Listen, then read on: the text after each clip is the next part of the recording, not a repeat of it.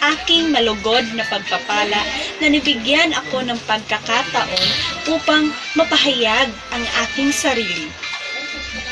Mahal kong mapanuring tagapakinig, mga kaklase, at sa iyo, Ginang Alfernon, Ma'am, isang makasaysayang araw para sa ating lahat.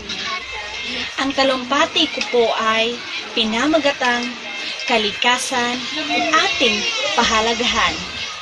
Ang kalikasan ay nagbibigay buhay sa lahat ng nilalang dito sa mundo. Pagmasdan mo ang iyong paligid. Napapansin mo ba ang pagbabago? Pagbabago na dala ng ating kapabayaan at ang pagkasira nito. Malawakang pagguho ng lupa, pagbaha, at malakas na bagyo. Ilan lang ito sa mapaninsalang hagupit at epekto ng pagkasira ng ating kalikasan. Ang ozone layer ay unti-unti nang nabubutas dahil sa mga pagsusunog ng basura at sobrang paggabit ng carbon dioxide at naging sanhi ng climate change.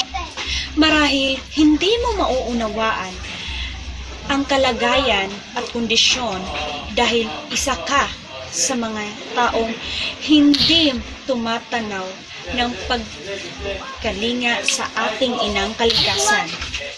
Ito na ang panahon, imulat ang iyong mga mata tungo sa pagbabago.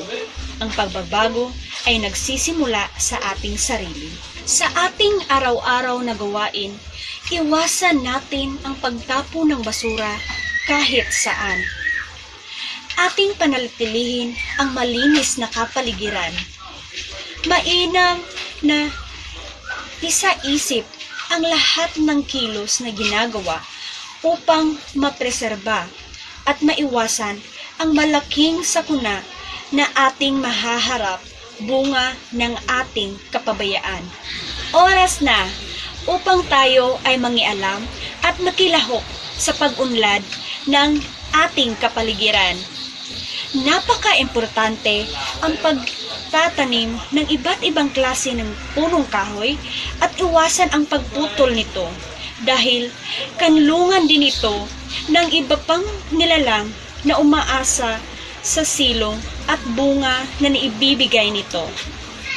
Bilang isang mamamayan, may magagawa pa tayo upang mapigil ang masamang epekto sa kalikasan. Huwag pairalin ang pansariling interes.